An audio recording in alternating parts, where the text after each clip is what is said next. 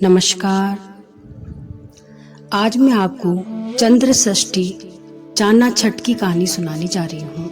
ये व्रत भादों के कृष्ण पक्ष की षष्ठी को किया जाता है। इस व्रत को अधिकतर कुंवारी कन्याएं और नवविवाहिताएं करती है। इसकी पूजन के लिए एक पाटे पर जल कलश रखें, उस पर रोली छिड़ककर 7 टीके लगाएं। तत्पश्चात एक कटोरे में गेहूं और दक्षिणा रखें। गेहूं के 7-8 आखे हाथ में लेकर कथा सुने। इसके बाद गेहूं और कलश को एक ओर रख दे।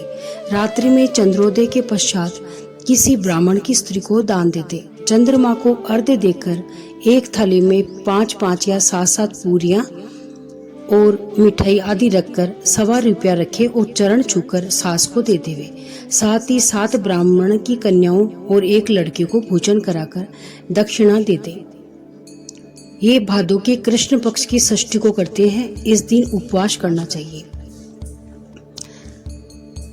एक साहूकार था, उसकी एक पत्नी थी और साहूकारनी महीने की दूर हुई सब जगह हाथ लगाती थी।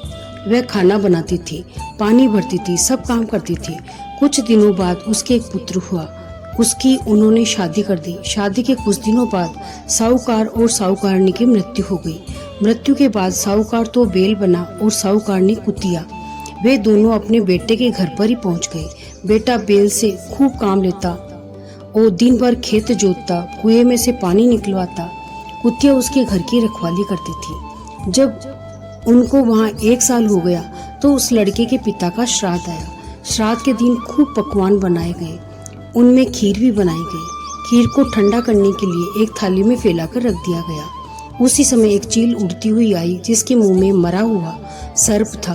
वह सर्प उसके मुंह से छूट गया और खीर में गिर गया। ये बात बैठी हुई कुतिया देख रही थी। कुतिया सोचने लगी, जो कोई उस खीर को खावेगा वह मर जाएगा, अतः अब क्या करें।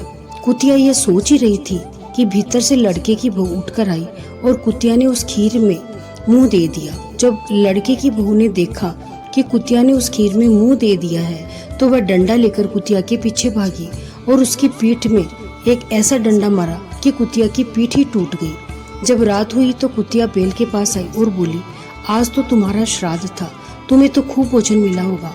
बेल बोला, मुझे तो आज कुछ भी नहीं मिला, दिन भर खेत में ही काम पे लगा रहा हूँ।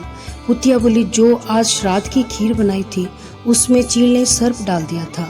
लोगों के मरने से बचाने के लिए मैंने खीर में मुंह दे दिया, जिससे बहू ने मेरी पीठ पर ऐसा डंडा मारा कि मेरी हड्डी टूट गई। इससे बहुत दर्द हो रहा है और कुछ खाने को भी नहीं मिला। ये सब बातें बहू ने सुन ली। उसने कुतिया और बेल की सब बातें अपनी पति से कही। तब लड़के ने ज्योतिषियों को बुलाकर पूछा कि मेरे माता पिता किस योनि में हैं। तब ज्योतिषी ने कहा, तुम्हारे यहाँ तो पिता तो बेल है, जो तुम्हारे यहाँ कुतिया है वह तुम्हारी माँ है। लड़का बोला, इनका उद्धार कैसे होगा। पंडितों ने कहा, तुम अपनी कुंवारी लड़की से उप छठ का व्रत भादवा बदी छठ को करवा दो। जब वो अर्घ देवे तब वहाँ पानी गिरे तो उन्हें खड़ा कर देना, इससे इनकी योनि छूट जाएगी। तेरी माँ अलग हुई सब कुछ चीज छूती थी, इसी कारण उसको ये योनि मिली है।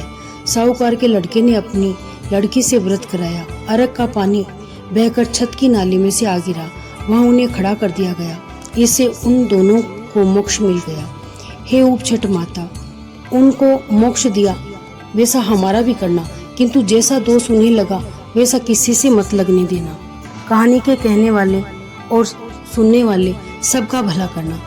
इसके बाद गणेश जी की कहानी भी कहनी चाहिए और सुननी चाहिए। बोले गणेश जी महाराज की जय।